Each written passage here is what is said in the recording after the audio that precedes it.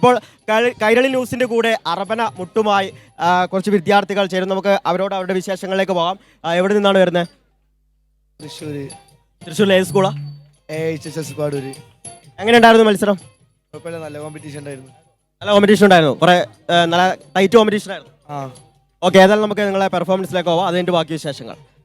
അല്ലാ അല്ലാ റബ്ബുനാ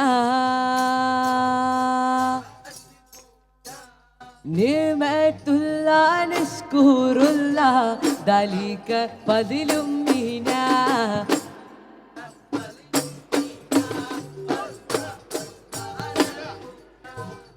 അല്ലാ അല്ലാ ഹസ്ബുനാ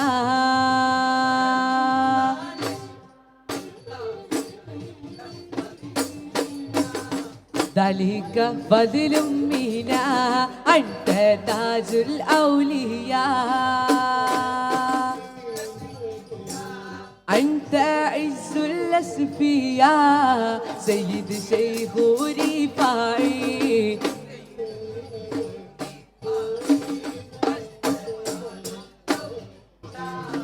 أنت باس الأتقياء